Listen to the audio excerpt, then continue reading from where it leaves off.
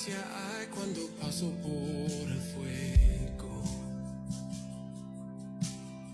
Abres camino donde no lo hay. Al recordar lo que has hecho en mí, lo que un día fui, lo que recorrí, sé que a mi lado siempre estás. Uno más entre las llamas, que estuvo junto a mí. Uno más sobre las aguas, que pudo el mar abrir. Que mi interior no queden dudas de cómo libre fui. Hay una cruz que muestra el precio que Jesús pagó por mí. Hay uno más entre las llamas.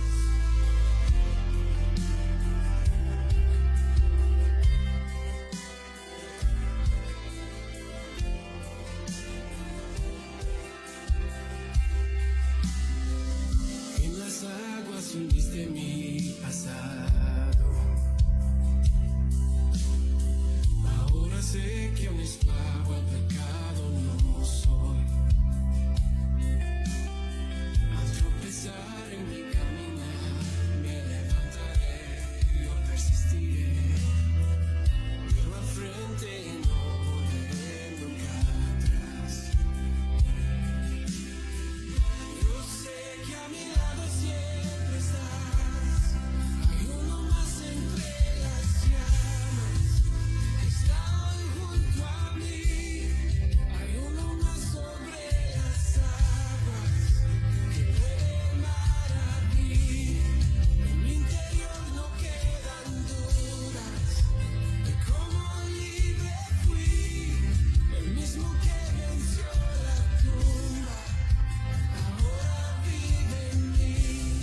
Hay uno más entre las llamas. Hay uno más entre las llamas. Hay uno más entre las llamas. Hay uno más entre las llamas. Tu luz vencerá las tinieblas, a tus pies se rendirá. Rugirá tu voz desde el cielo y los muros caerán. Traes libertad, las cadenas ante ti se romperán. Nada nos separa, nada nos separa.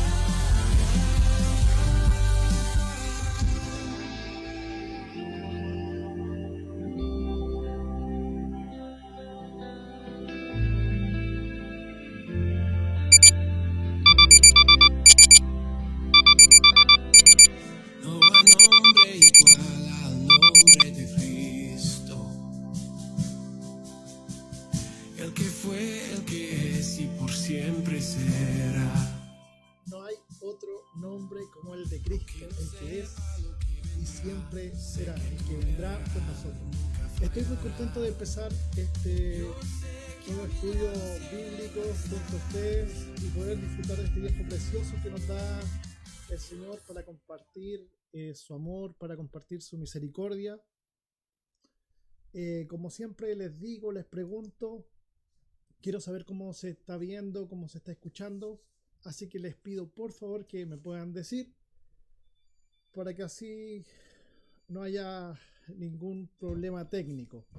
La verdad es que estos libros que vamos a empezar a estudiar son realmente maravillosos, realmente preciosos, y me emociona enseñarlos porque es una de las partes de la Biblia que más disfruto. De hecho, como ya lo he mencionado, es súper lindo poder... se vio algo por acá atrás. Es súper lindo poder elegir qué enseñar, y creo que esta es una posibilidad que el Señor ha abierto, que el Señor me ha dado. Así que espero que todos ustedes puedan disfrutar de este tiempo tanto como yo. La palabra de Dios es buena, es viva, es eficaz. Así que les invito a orar conmigo y juntos podamos celebrar este tiempo maravilloso que el Señor nos da. Gracias, Señor, te damos en esta tarde por tu maravillosa presencia, por tu maravilloso amor. Gracias te damos porque tú eres fiel, tú eres verdadero. Y rogamos que este tiempo en tu presencia, escuchando, estudiando tu palabra, sea de bendición para todos los que estamos conectados.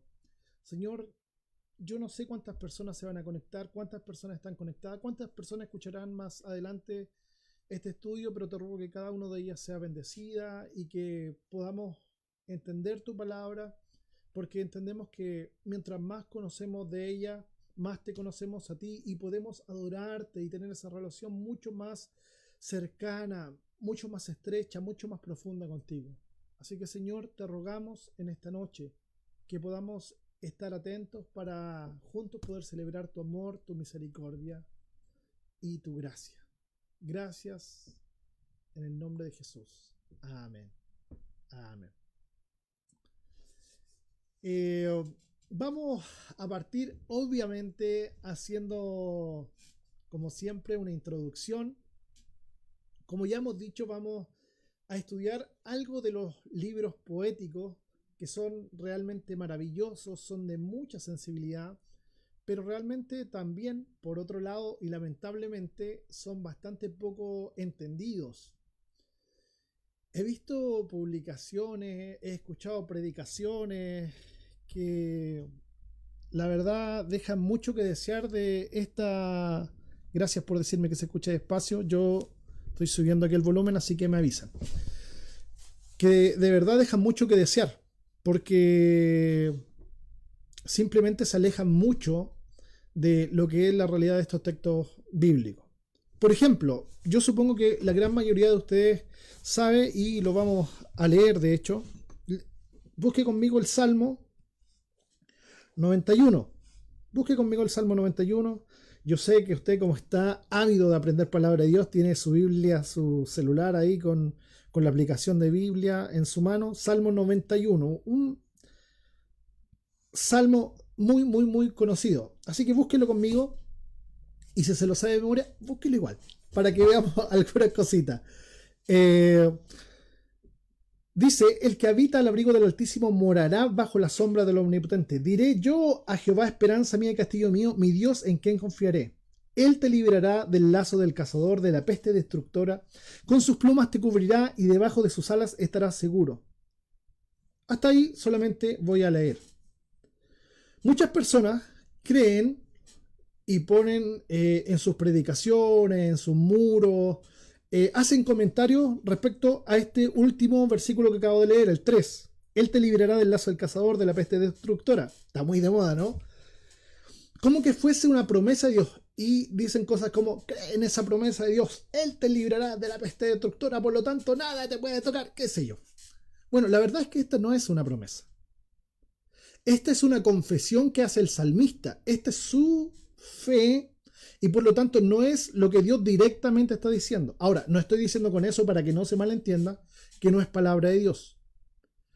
Sin embargo, no todo lo que dice la palabra de Dios es promesa. ¿Ya? Por lo tanto, debemos entender y saber desde qué perspectiva la palabra de Dios nos está hablando. Casi siempre creemos que es como que Dios estuviera hablando directamente, pero a veces no es así. Simplemente es la confesión de alguien, o nos está describiendo en algunos libros, como los históricos, historia, obviamente. En este caso, como son libros poéticos, nos dan en gran medida, no 100%, a demostrar cuáles son los sentimientos del escritor, o en algunos de los casos de los actores de la historia que se pueda estar gestando. Porque dicha sea de paso, vamos a estudiar la próxima semana y la que viene, 2 semanas, solamente 2 días, el libro de Job. Va a ser muy, muy breve, porque es muy fácil de entender cuando uno tiene algunos elementos. Y después 2 semanas de Eclesiastés. Es decir, en total vamos a hacer 5 clases de libros poéticos. 1 de introducción, 2 de Job y 2 más, completaríamos los 5 con Eclesiastés. Entonces, aquí el versículo 3 no sería una promesa. Por lo tanto, como he partido diciendo, no todo lo que se encuentra aquí es promesa, y luego podemos, si usted quiere hacer alguna pregunta, algún comentario, podemos explicar algún poquito más, pero creo que se entiende el punto. Cuando David habla algo, es lo que él está expresando y se deja contemplado como la fe del pueblo de Dios, pero no es necesariamente que ninguna plaga va a tocar tu morada porque eres pueblo de Dios, sino que es en la fe que Dios finalmente tiene el poder para hacerlo. Entonces, vamos a nuestro estudio, este estudio de libros poéticos, y vamos a hablar las próximas semanas de por qué los justos, viendo la vida de Job, por qué los justos sufren, por qué la gente buena sufre, y también cuál es el sentido de la vida en el libro de Eclesiastés. Entonces, vamos a estar viendo estos hermosos libros en estudio. Entonces, vamos a la introducción. Yo no voy a estar viendo los comentarios. Gracias por decirme cómo se escuchaba, cómo se veía, porque no tenía idea que se escuchaba despacio. Espero que ahora sí se escuche bien. Así que cualquier cosita no voy a estar viendo. Vamos con nuestro libro de estudio. Ay, me pifié. No vean. Porque tengo que retroceder muchísimo. Estoy al final de la PPT.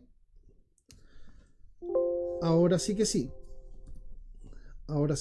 Vamos entonces con nuestra introducción.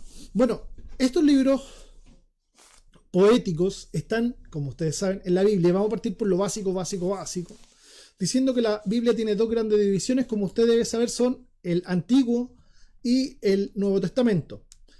Estos, a la vez, estas dos grandes partes de la palabra de Dios tienen a su vez 5 divisiones cada uno. El Antiguo Testamento está dividido en Pentateuco, libros históricos, libros poéticos, libros de profetas mayores y profetas menores. Y el Nuevo Testamento, por su lado, se divide en Evangelios, Hechos, que también es un libro histórico. Luego vienen las epístolas paulinas, es decir, del apóstol Pablo, las epístolas universales, que son variadas y no dirigidas a una sola comunidad, y finalmente Apocalipsis. Entonces nosotros vamos a estar estudiando los libros poéticos que están dentro del Antiguo Testamento. Ahora, nosotros dividimos, como acabo de mencionar, la Biblia. El Antiguo Testamento, como ya mencionamos, está dividido en Pentateuco, libros históricos, poéticos, y en esta tercera división estaría todo lo que vamos a ver. Sin embargo, los judíos, que tienen como libros sagrados todo lo que nosotros tenemos como Antiguo Testamento, lo dividen de otra manera.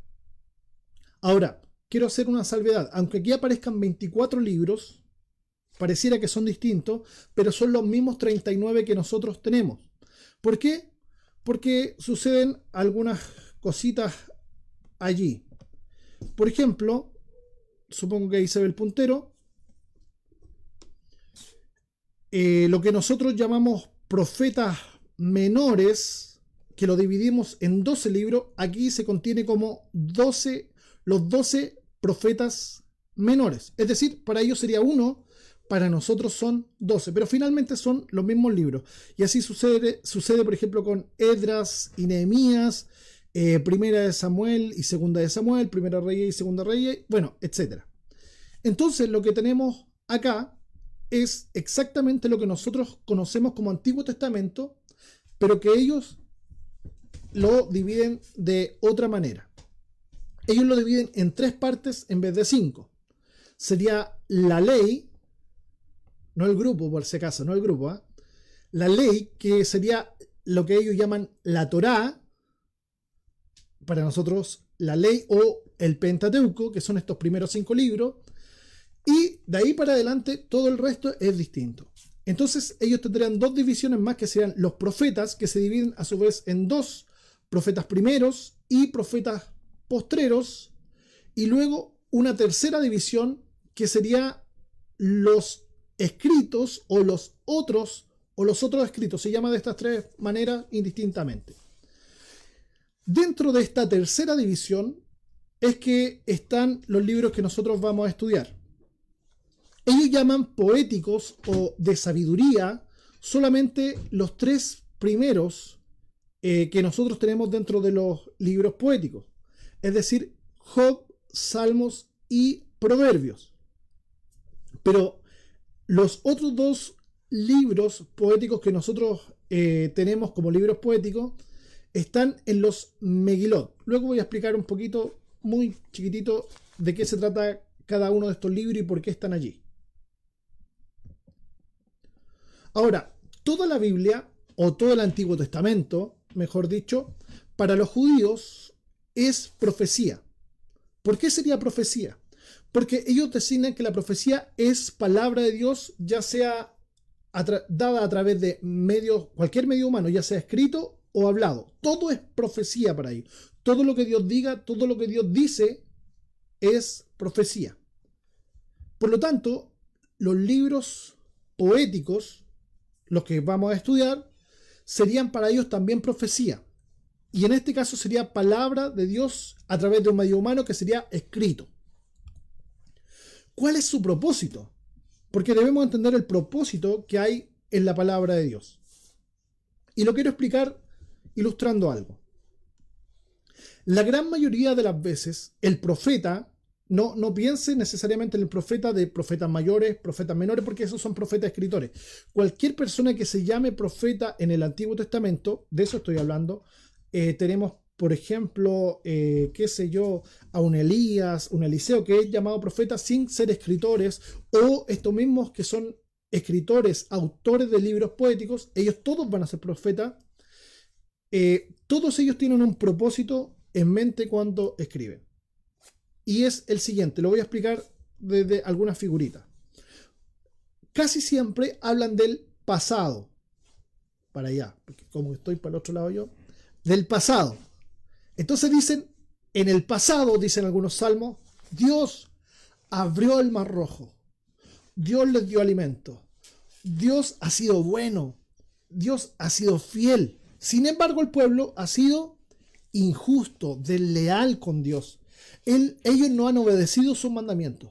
Y entonces, allí tiene sentido lo que la gran mayoría de las veces se entiende como profecía, que sería el futuro.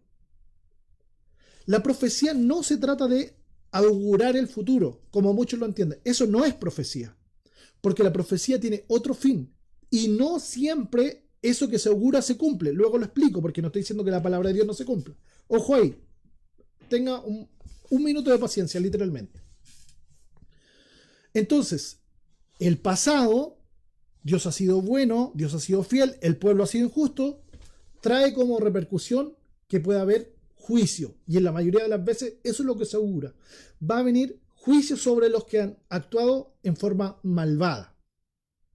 Pero el propósito, como ya dije, no es mostrar el pasado ni el futuro, sino decirles y llamarlos al arrepentimiento hoy. Por lo tanto, al igual que las predicaciones modernas debiera ser, es que nosotros debiéramos ser transformados a través de la palabra de Dios. No tiene otro fin, cambiar al ser humano. Está mostrando su condición, le está diciendo, mira, tú eres así y debieras hacer asá. Entonces cambia, transforma tu manera de pensar y por lo tanto tu conducta, tu forma de ser. Los libros poéticos van a tener algunas variaciones respecto a esto. Sin embargo, apuntan a lo mismo, cambiar al ser humano, que nosotros podamos reflejarnos en las acciones y también en los dichos de estos escritores. Por ejemplo, cuando David dice, Señor, ten piedad de mí conforme a tus grandes misericordias, borra mi pecado, limpia de mi maldad, en el Salmo 51, que nosotros si hemos pecado podamos vernos ahí reflejados y podamos decir lo mismo. Decir, Señor, límpiame, lávame, hazme más santo, purifícame, Señor. Quiero volver a tener ese gozo que es vivir en tu presencia, ese gozo que da tener una relación estrecha contigo. Y ahí está el cambio. No necesariamente es de acción, sino simplemente la gran mayoría de las veces es de un corazón que es transformado y por eso es transformada a la acción. Ahora, quiero volver a algo que había dicho. Tomemos un ejemplo clásico, a mí me encanta tomar este ejemplo, pero hay muchos otros, y es el de Jonás. Jonás profetiza a Nínive y dice a los ninivitas, ustedes, supongo que la mayoría de ustedes han escuchado la historia, pero la voy a resumir, no la voy a cantar. Jonás no le hizo caso a la palabra de Dios, por eso al mar profundo la gente lo tiró. Y vino un pez muy grande, no dice que una ballena, no sé qué tipo de pez sería, vino un pez grande y se lo tragó. ¿Cómo se llama el pez? Ahí usted póngalo en los comentarios. Y se lo tragó. Bueno, después lo fue a tirar cerca de Nínive. Jonás va a predicar a Nínive.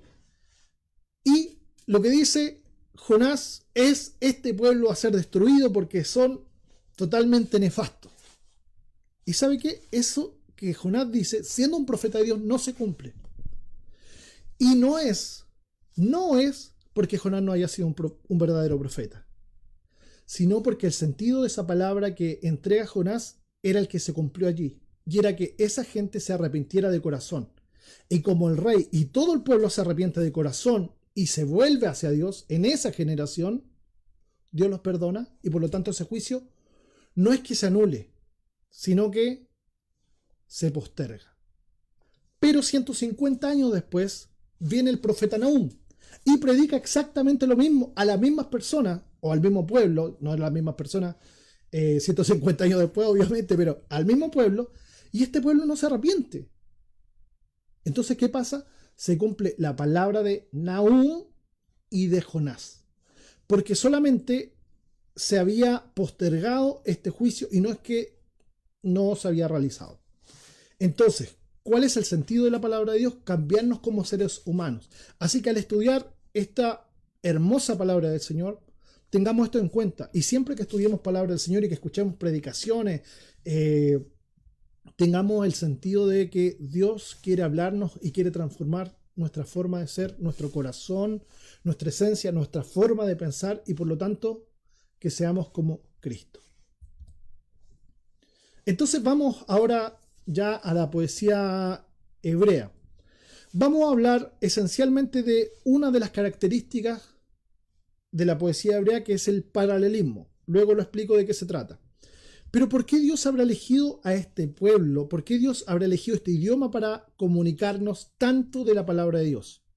Harrison, un escritor muy conocido respecto del Antiguo Testamento, dice: el hebreo ha sido considerado sin duda el mejor de todos los idiomas humanos para la expresión de nobles sentimientos poéticos. ¿Por qué? Porque es muy rico.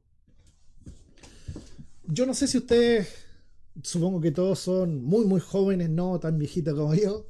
Yo me acuerdo de esta figura del happening con Ja, que se llamaba Alaraco. Bueno, en la poesía hebrea tiene mucho de Alaraco. Por eso sublima, pone en relieve todo lo que es la emoción. Y por eso es tan rico, justamente porque en la forma de hablar de su idioma, por ejemplo, el modo piel es conectarse intensamente con las emociones y expresarlas de la forma más fuerte que se pueda. Ellos en un funeral no es que están sollozando, no, ellos hacen toda una alaraca de esto, y no estoy diciendo que no se pueda hacer, por favor, no me entienda eso, pero ellos exageran sus emociones y las demuestran. En sus funerales ellos se rasgarían las vestiduras, se echarían polvo, cenizas sobre sus cabezas. Ellos demostrarían que en realidad están muy tristes. Y lo mismo con las celebraciones, con sus fiestas. Ellos podrían haber estado, y estaban, 7 días y más celebrando, bailando. ¿Por qué? Porque estaban contentos por algo. Entonces, el idioma refleja eso, justamente ese tipo de pensamiento y tipo de acción. Entonces, el idioma hebreo es considerado por muchos un idioma de expresión muy potente. Y creo que por eso también Dios lo utilizó en ese momento para que nosotros lo tuviéramos hoy como palabra de Dios. José Saucedo dice: mucho del pensamiento poético es intensamente personal y cargado de emoción. El teólogo afirma fríamente que el hombre tiene el deseo inherente de conocer a Dios. Pero el poeta exclama: Como el ciervo brama por las corrientes de las aguas, así clama por ti, oh Dios, el alma mía. Significan lo mismo, pero está expresado de una forma mucho más preciosa y mucho más linda, mucho más rica. Lo otro es más frío, decir, el hombre tiene el deseo inherente de conocer a Dios. Es más frío, pero decirle a Dios, Señor, cuando tengo el deseo de estar contigo, Señor, sé que mi vida no tiene sentido sin ti. Sé que sin ti me muero. Así como el siervo que está tan sediento que sabe que se va a morir. Que sabe que se va a morir si no encuentra agua y grita desesperado. Porque sabe que va a morir sin agua. Así, Señor, mi alma clama por ti. Así tanto te deseo. Porque sé que sin ti estoy muerto. Entonces, estas expresiones son muy, muy potentes. Y creo que al revisar todo lo que vamos a ver en las próximas semanas, nos va a quedar muy claro esto. La poesía occidental se fija en cómo suena el poema. ¿Sabe algún poema? Yo no me sé casi ninguno. Yo iba a decir, del cielo cayó una rosa, el viento la deshojó. Y en cada pétalo decía, lo voy a decir para allá, porque para allá está la Ceci. Cecilia, te quiero yo. La rima, cómo suena la cosa. Pero la poesía hebrea, en cambio, está más centrada en cómo se estructura el mensaje. Está más centrada en los conceptos e ideas. Hay una amiga mía que me encantó como ella lo puso, no sé si lo sacó de algún lado, pero ella lo puso en alguno de sus trabajos como que es la rima de ideas, no de sonidos, sino de ideas. Y creo que le pega justo en el clavo, porque para ellos son más importantes la idea que el sonido de estas ideas. A diferencia de la poesía occidental, ahí para que lo puedan leer mejor, por la ausencia casi total de métrica y rima, es decir, no cuentan las sílabas como se hace en nuestro contexto, se va privilegiando aspectos como la comparación, la repetición de palabras o frases para recalcar el significado. Es decir, y lo vamos a ver en lo que vamos a estudiar esencialmente hoy, se repiten ideas con otras palabras o se le da un nuevo sentido y se completa con las siguientes oraciones. Y esto es para recalcar el verdadero significado. La mayoría de los libros que nosotros llamamos poéticos están dentro del libro de la verdad. Como ya dijimos, ya que hay 3 divisiones en lo que nosotros llamamos Antiguo Testamento, que los judíos llaman Tanakh.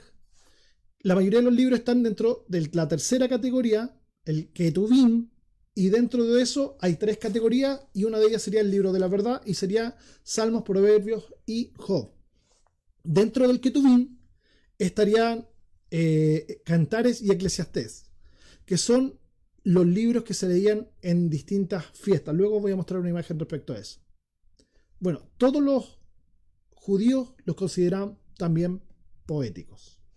Entonces, dentro de los libros de la verdad, vamos a tener Salmos, Proverbios y Job, ¿cierto? Que son los libros, como ya lo dijimos, de sabiduría. Ellos buscan allí la sabiduría. Entonces, nosotros vamos a estudiar en Job su sabiduría, la sabiduría del tiempo de Job.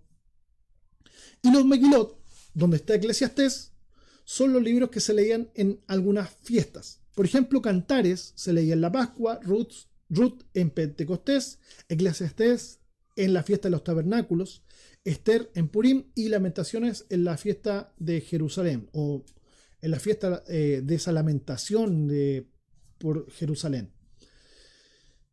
Ahora, Eclesiastés se leía en la fiesta de los tabernáculos. ¿Recuerda cuál es esa fiesta?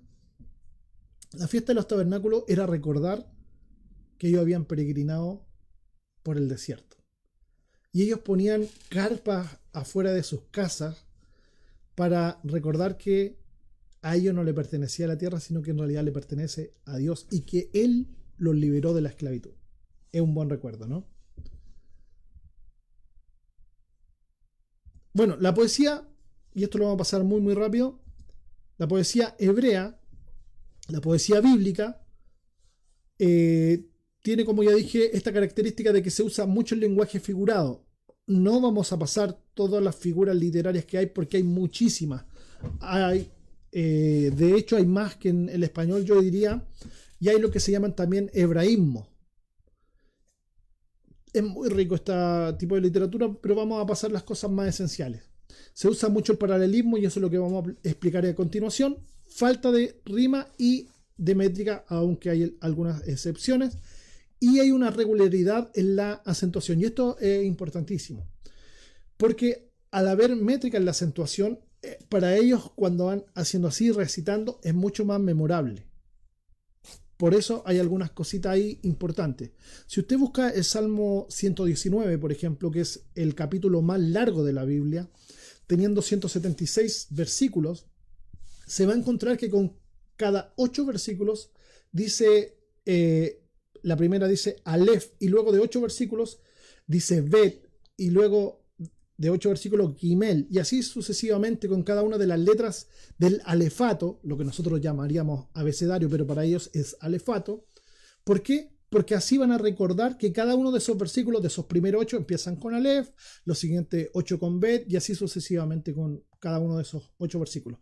Porque la idea es que haya memorización de la palabra de Dios. Para ellos era relevante. De hecho, muchos de esos niños se saben prácticamente o todo el Pentateuco o grandes porciones del Pentateuco de memoria.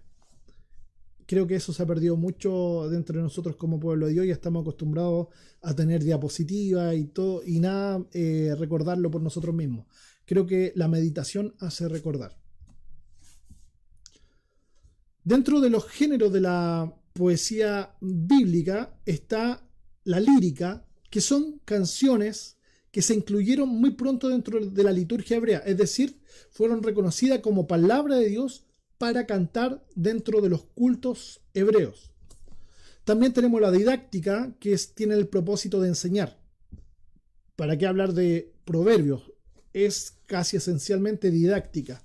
Oye, hijo mío, la instrucción de tu padre. Oye, hijo mío, esto y lo otro. Escucha la sabiduría, está atento a aquello y a esto.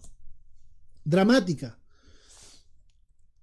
El libro de Cantares, el libro de Job, que vamos a estudiarlo las próximas 2 semanas, son historias que están dramatizadas. Hay actores que entran en escena y dicen su diálogo y luego salen de escena. Es una forma de arte donde hay un drama con actores que interpretan esos papeles.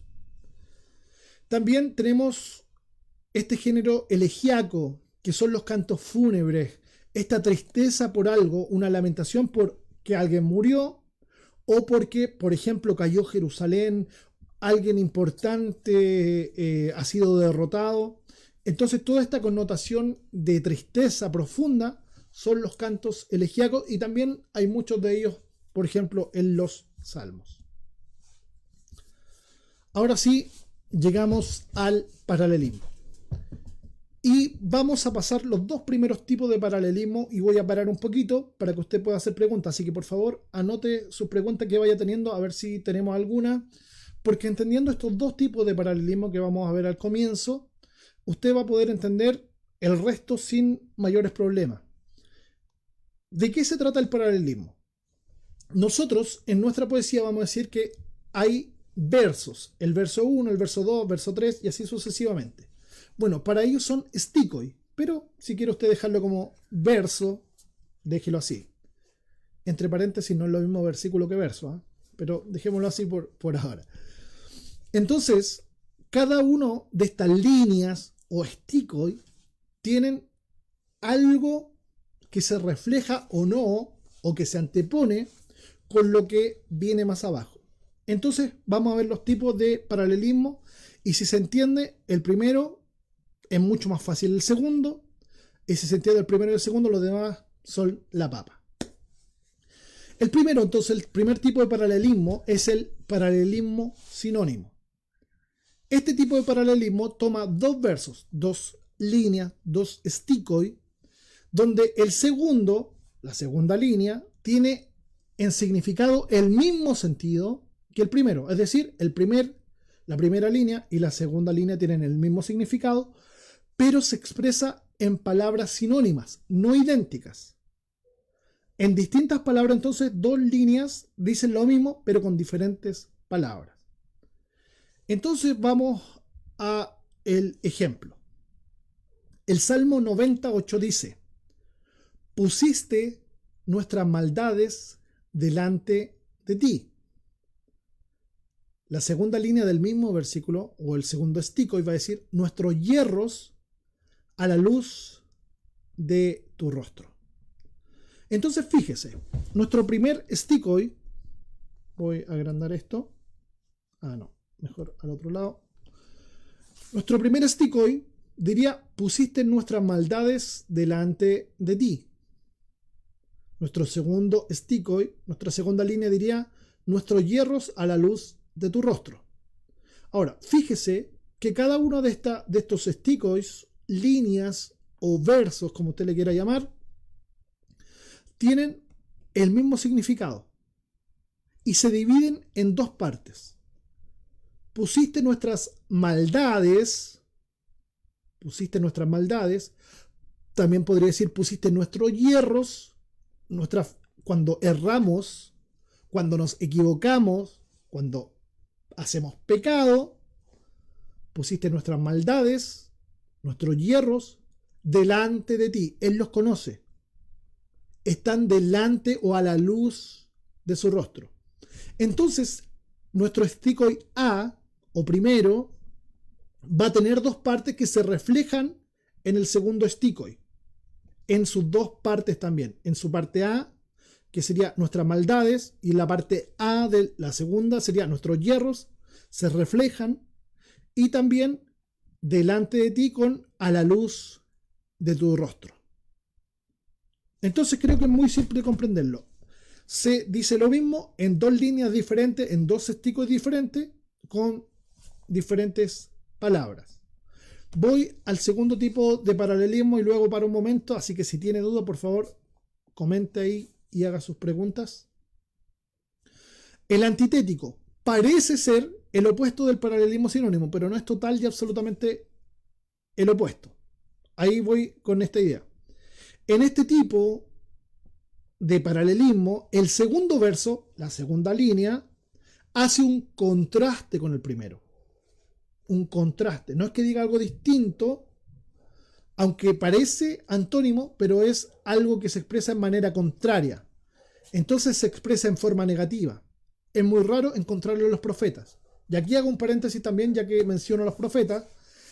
El 80% o aproximadamente el 80% del Antiguo Testamento es poesía. Por lo tanto, entender la poesía hebrea es relevante para interpretar la palabra de Dios. Esto no es una cuestión antojadiza.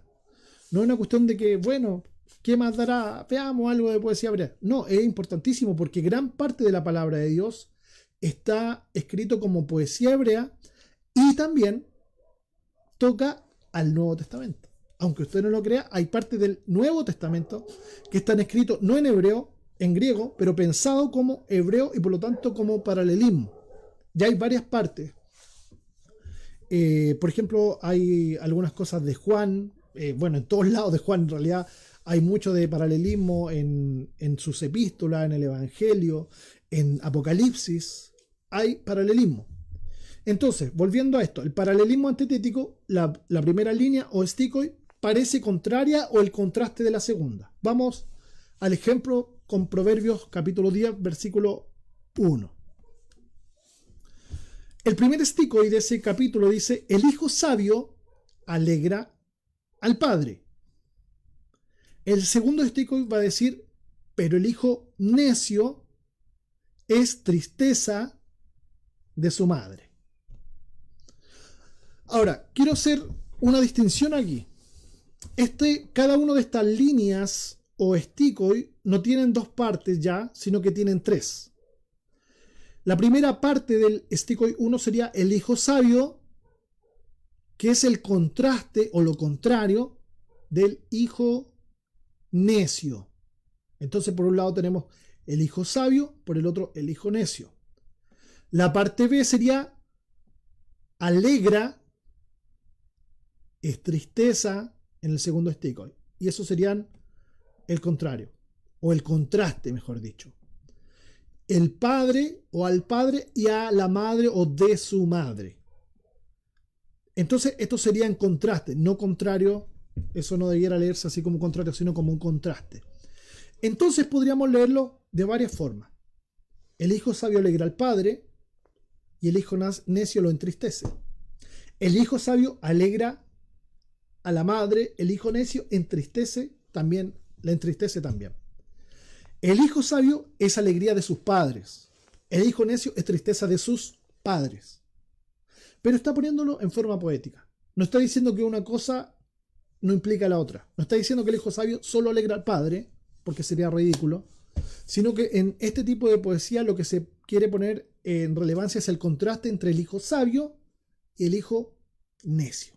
Entonces se ponen estos contrastes para que se note bien. Entonces voy a ver si hay algún comentario por ahí, si es que hay alguna pregunta o algo. Bueno, aprovecho de saludar a toda la gente que está conectada hoy.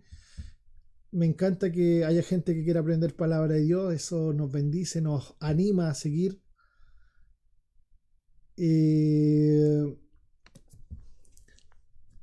No veo ninguna pregunta.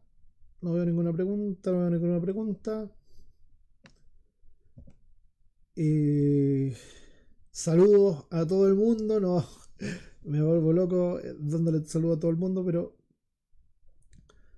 Sticoy, dice Marcelo Herrera, ¿cómo se escribe? Bueno, hay varias formas, porque en realidad el que descubre esto fue un sacerdote alemán, por allá por el año 1800 y algo. Entonces son transliteraciones. Tú lo vas a encontrar escrito literalmente en varios libros. Pero en realidad yo lo he visto escrito de distintas maneras, así que decirte así se escribe sería difícil, porque en realidad viene de distintos idiomas y a veces, como son traducciones, por ejemplo, de libros gringos, traducido al español, se translitera exactamente igual como se dice en Gringolandia, o por ejemplo del alemán también sucede lo mismo. O simplemente se pone la palabra latinizada o castellanizada y se pone de otra manera. Así que, Marcelo, gracias por preguntar, pero finalmente no sé qué responderte, porque no tengo una palabra precisa para decirte. Ya, pero sería sticoy. Casi siempre es sticoy. ¿Ya? No veo ninguna pregunta más, así que sigo con esto que en realidad a mí me encanta, porque esto da mucha luz al leer la palabra de Dios. Así que voy con los siguientes tipos de paralelismo. Estamos en paralelismo en la literatura hebrea, y van a descubrir algunas cositas muy lindas aquí que probablemente no sabían. Ahora ya entramos a un tipo de paralelismo un poquito más grande. Ya no son dos líneas, sino que van a ser varias más.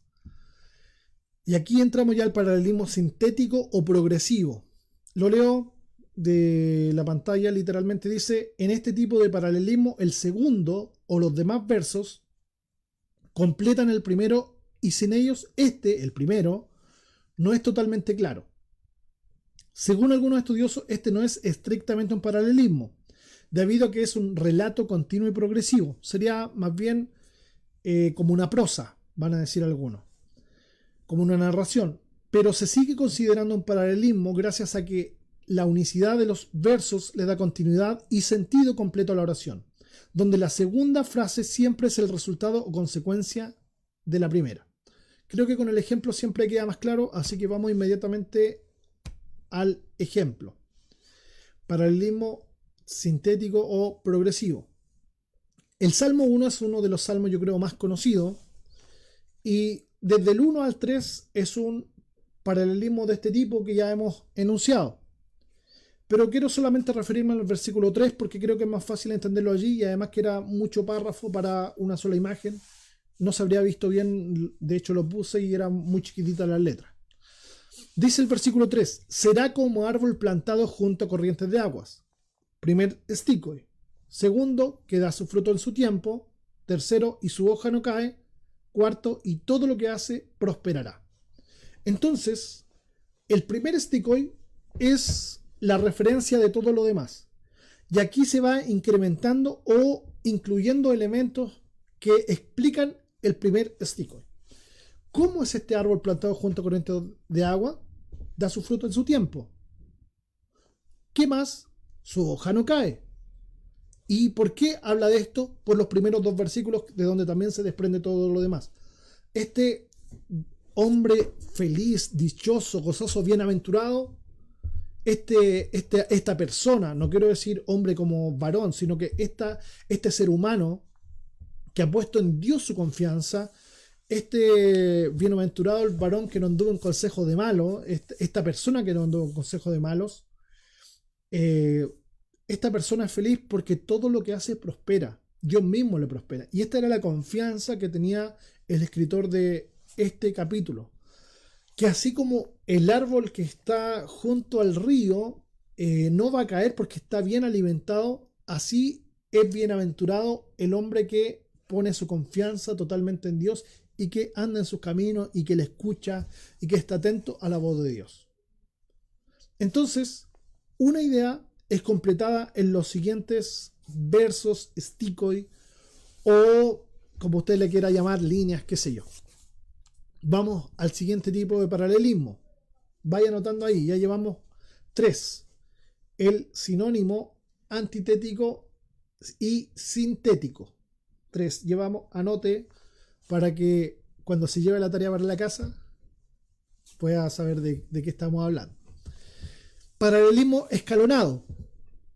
Este es otro tipo de paralelismo. Es cuando la primera frase y principal, de allí se sacan partes para otros escalones.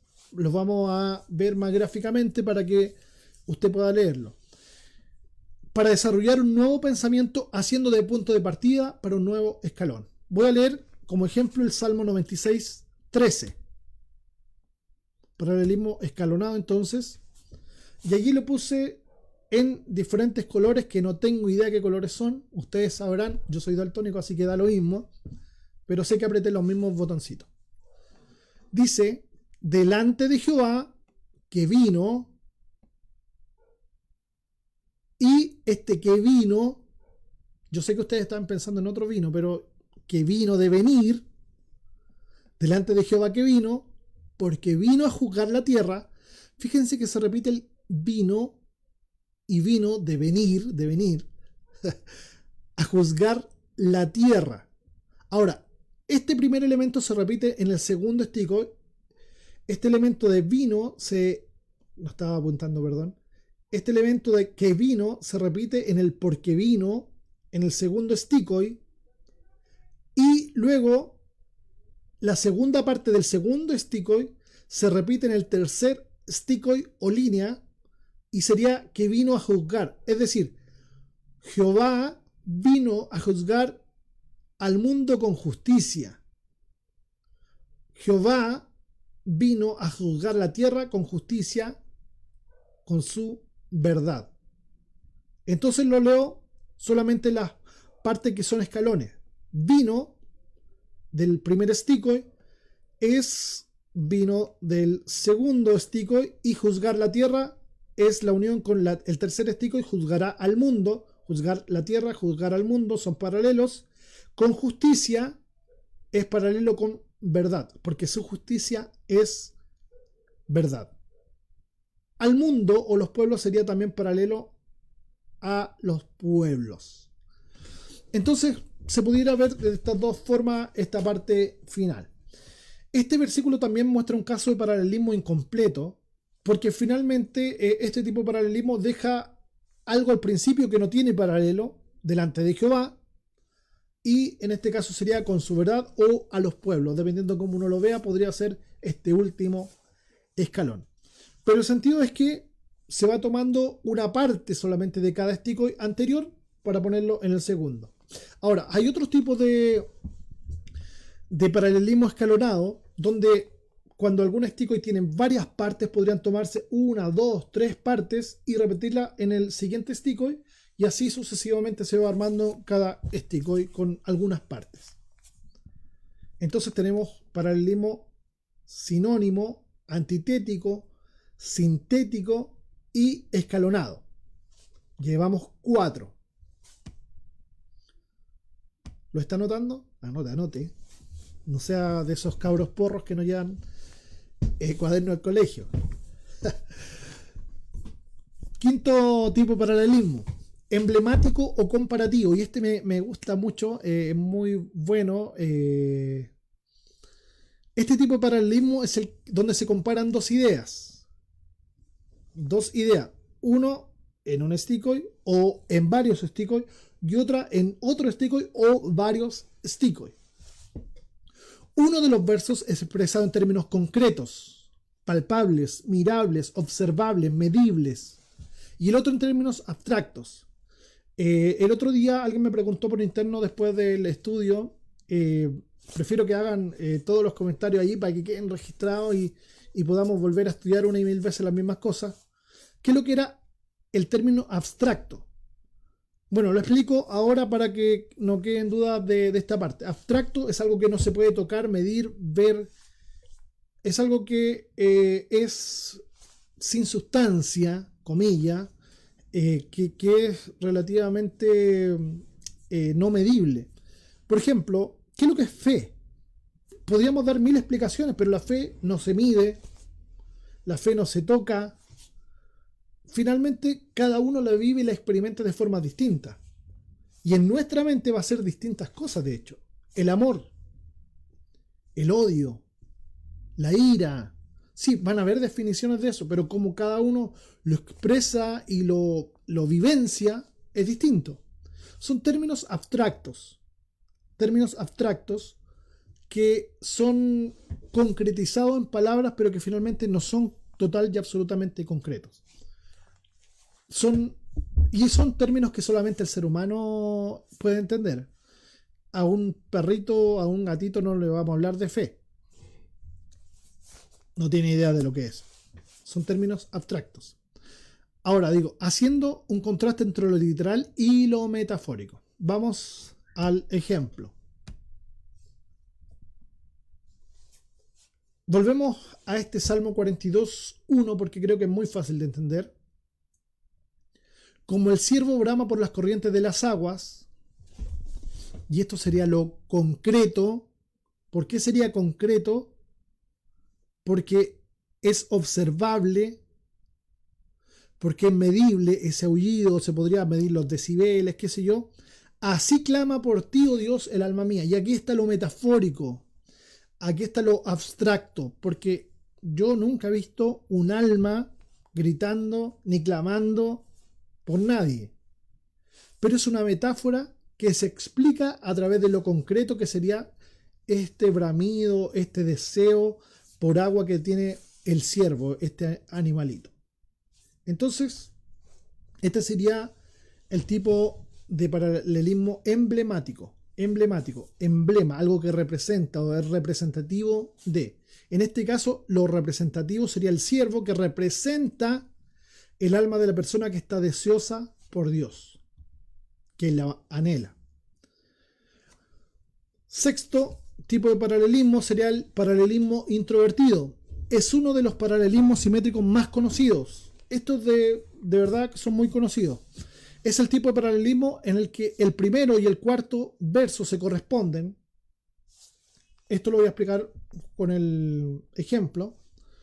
Así como también el segundo y el tercero.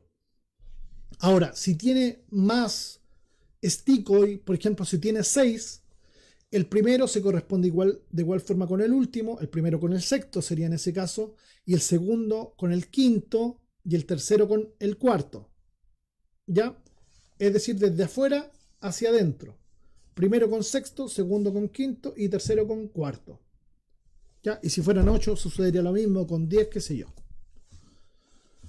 Entonces el Salmo 98 dice: no habitará dentro de mi casa el que hace fraude, el que habla mentiras, no se afirmará delante de mis ojos. Entonces, en este tipo de paralelismo, el primer sticoid, si son 4, es paralelo con el cuarto. No habitará dentro de mi casa, no se afirmará delante de mis ojos, no estará en mi presencia, no lo soporto. ¿A quién? Al que hace fraude o al que habla mentiras. Entonces, esto es una sola idea que está siendo dada a conocer por el salmista y que sería, en palabras del salmista, lo que Dios siente también.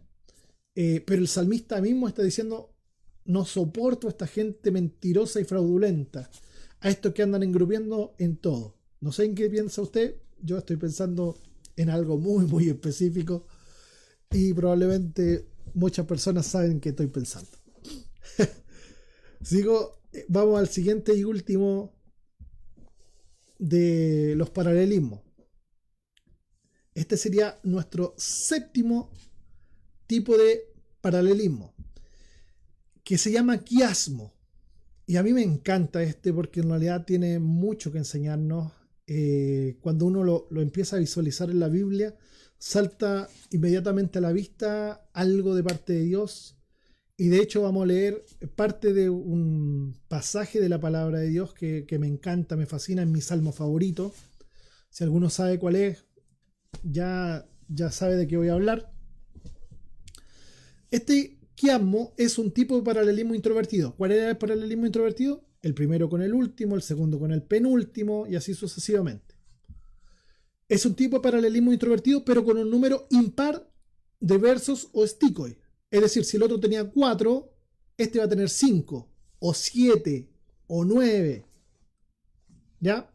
Entonces va a tener un número impar de sticoid. En la mayor parte de los casos, no necesariamente siempre es así, pero en muchos casos, el verso que queda en medio, o los versos, o las ideas que están en medio, son las que tienen mayor fuerza. Y a esto se le llama el corazón. Y cuando sucede eso, realmente lo que está ahí en el centro es muy fuerte, es muy decidor. Ahora, fíjense en los ejemplos que tenemos, no puse ningún ejemplo escrito. Tenemos Isaías 29, 5 al 6, que para nosotros no es un libro poético, sin embargo, tiene mucho de poesía, o prácticamente todo el libro de Isaías es poesía. De hecho, la gran mayoría de los profetas son poesía. Jonás capítulo 1 entero es quiasmo. Apocalipsis capítulos 2 y 3. Y aquí es lo que me refería antes, de que Juan tiene mucho de paralelismo y de pensamiento judío. ¿Y cómo sería este quiasmo? La primera iglesia, como lo explicamos hace algunas clases atrás, la primera iglesia, que sería la iglesia de, recuérdelo, Éfeso, sería paralela, o sería el mismo tipo de iglesia que la última, que sería la Odisea. Muy bien, como diría MDB King. Excelente, muy buena respuesta. Entonces, primera iglesia, Éfeso con la Odisea. Segunda iglesia, Esmirna con Filadelfia, las iglesias fieles. Y las de en medio serían estas iglesias que no serían ni chicha ni limonada. Tenemos muchos ejemplos. Ve ahí que Juan, hay paralelismo, quiasmo, primera de Juan, versículos 6 y 7, porque tiene solamente pocos versículos ahí. Pero quiero ir a un salmo para explicar esto, que tiene más o menos esta estructura, no totalmente, pero para que usted la comprenda. Le invito a leer el Salmo 73. Salmo 73, busque conmigo ese hermoso salmo, precioso salmo, me encanta el Salmo 73. Y lo leemos, no entero, pero voy a leer algunas partes que son esenciales. Leo el versículo 1. Dice: ciertamente es bueno Dios para con Israel, para con los limpios de corazón. En cuanto a mí, casi se deslizaron mis pies, casi le embarro. Por poco resbalaron mis pasos. Fíjense que aquí hay, vaya pensando en qué tipo de paralelismo hay. En cuanto a mí, casi se deslizaron mis pies, por poco resbalaron mis pasos. ¿Qué tipo de paralelismo es? Sinónimo. Porque tuve envidia de los arrogantes, viendo la prosperidad de los impíos. Bueno, en estos primeros versículos lo que está diciendo el salmista, este salmo se supone que lo escribió Asaf. Lo que está diciendo el salmista es que cuando ve que otros prosperan y que no tienen en cuenta a Dios, casi lo hace caer en la misma condición. Casi hace lo mismo. ¿Por qué? Porque vio que a los demás le iba bien. Eso es lo que pensaba antes de algo que sucede en su vida. Lea conmigo el versículo 16 y 17. Cuando pensé para saber esto, cuando empecé a meditar sobre esto, fue duro trabajo para mí. ¿Hasta qué? ¿Qué sucede en la vida del salmista? Hasta que entrando en el santuario de Dios, comprendí el fin de ellos. Cuando entré en la presencia de Dios, cuando tuve relación con Dios, cuando tuve estrechez en mi caminar con Dios, me di cuenta de las cosas como son. Solamente allí pude mirar como Dios ve las cosas. ¿Y ahora qué ve? Que estos que antes visualizaba como bendecidos, comillas, que antes veía que prosperaban, dice, ¿cómo han sido asolados de repente?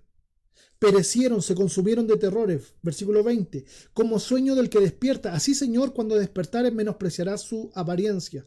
Se llenó de amargura mi alma y en mi corazón sentía punzadas. Tan torpe era yo. Ahora se ve en su condición. ¿Cómo pude pensar eso? Tan torpe era yo que no entendía. Era como una bestia, como era un animalito delante de ti. Con todo, yo siempre estuve contigo. Me tomaste de la mano derecha, me has guiado según tu consejo, y después me recibirás en gloria. Y aquí el texto que a mí me mata, dice, versículo 25, ¿a quién tengo yo en los cielos sino a ti? Y fuera de ti nada deseo en la tierra. El salmista pasa de tener el deseo de anhelar las cosas que otros tienen y que las han ganado de mala forma, a entender las cosas realmente como son desde la perspectiva de Dios. Una vez una persona, cuando le explicaba esto, me dijo, pero tú eres un mediocre porque no tienes perspectiva en la vida. No, no se trata de anhelar ser pobre, no se trata de eso, ni de no usar las capacidades que uno tiene. Muy por el contrario. Creo que le damos gloria a Dios cuando usamos nuestra inteligencia, nuestras capacidades para darle gloria a Él y hacemos lo que podemos con esas capacidades. Sin embargo, no debemos ver como bienaventurado o como próspero a la gente que tiene mal habida sus riquezas. Porque simplemente la gente que así vive no puede ni dormir. No es algo para estar pensando en adquirir también así nuestras posesiones. Entonces, este sería algo como un quiasmo, porque justamente en el medio, fíjese en el versículo 17, cambia todo el panorama, ahí está el centro, hasta que entrando en el santuario, hasta que entrando en la presencia de Dios, hasta que me enfrenté con Dios y me vi en mi condición, pude ver las cosas como son. Antes veía las cosas así, el medio, lo que me pasó, y luego veo las perspectivas totalmente de una manera distinta. Este salmo nos invita a que veamos las cosas desde la perspectiva divina y no humana. Entonces, estamos terminando ya este estudio bíblico. Le invito a hacer preguntas, sugerencias, acotaciones, manifestaciones de poesía ahí, o ponga su salmo favorito, su proverbio favorito, algo de la palabra de Dios que le llame la atención. Voy a ver ahora entonces esos comentarios si es que lo hay. Pero le invito a estar en las próximas semanas compartiendo, dejando todo lo que a usted le parezca allí, y si quiere compartir en su propio Facebook o de otra manera este link, este estudio, toda la gente va a ser muy, muy bienvenida. Si es que hay algo escrito, lo leo luego. Solamente digo por mientras que este jueves, el jueves familia, por WhatsApp nos va a llegar la invitación para Zoom a los que somos de la Iglesia Manantial de Vida. Si tú te quieres conectar, por favor contáctate y te van a hacer llegar esta invitación de Zoom si es que eres parte de nuestra congregación. Y si no, van a hablar un poco contigo, van a preguntarte quién eres, que quizás nos muestres tu rostro, qué sé yo, para ver que en realidad no es una persona con malas intenciones. Y que oremos juntos al Señor en este día jueves a las 20 horas. Es un tiempo maravilloso que pasamos juntos orando al Señor. Entonces voy a echar una miradita, como dije, al Facebook a ver si hay algo. Marcelo nuevamente pregunta: ¿las líneas o versos se subdividen literal como aparece en la Biblia o a través de gramática? ¿Tiene alguna regla? Pregunto porque uno tiene un concepto de línea. Gracias por la pregunta, Marcelo. Es una muy muy buena pregunta. Lamentablemente, en la gran mayoría de nuestras Biblias no se nota inmediatamente como debiera ser. Sin embargo, sí hay algunas excepciones. En algunas Reina Valera se nota y en otras Reina Valera no, pero en la mayoría de ellas yo diría que sí. Sin embargo, yo te recomendaría, si tú quieres estudiar un poquito más esto, que te fijaras, por ejemplo, en la Biblia de las Américas, que la sintaxis, es decir, la forma en que está escrito, guarda mucha relación con los textos originales, porque finalmente recordemos que los textos poéticos que nosotros estamos leyendo fueron escritos en idioma hebreo, esencialmente hebreo, y algunas palabrillas por ahí podría haber de arameo, pero es muy raro eso. Y entonces uno tendría que descubrir ahí en el hebreo. Sin embargo, la gran mayoría de las veces, como hemos visto en nuestros ejemplos, se puede notar. Se puede notar. De hecho, en la aplicación que yo estoy usando se nota muy claramente los ticoes. Fíjate si es que tiene a mano alguna aplicación, o fíjense si tienen a mano alguna aplicación que de repente se salta a mitad de línea al otro, a la otra línea, diríamos nosotros, al otro verso, aunque no es verso, es ticoe. Y es por justamente esta razón, para darle el sentido de que va cambiando de línea. En las Biblias impresas en papel se nota mucho más. ¿Sí? Hay varias Biblias que sí lo expresan, Marcelo. Ahora, hay un problema de traducción también que tenemos, y es obvio que esto va a pasar en cualquier idioma, no es de mala onda que alguien lo haga así, es que se cambian de lado algunas palabras o conceptos. Entonces ahí hay que tener un poquito de ojo si uno quiere investigar un poquito más, pero finalmente el mismo sentido. Como lo vimos, por ejemplo, en el paralelismo escalonado, a veces cambia de lado el escalón, pero si uno ya ha investigado bastante se va a dar cuenta que solamente fue el cambio de lado en la traducción, nada más que eso. Gracias por tu pregunta, querido Marcelo. Qué bueno que hayas quedado con gusto a poco, Richard, me encanta eso. Vamos, la Cecita dice: yo soy una de las que nos lleva cuadernos. Qué feo, ¿no? Qué feo.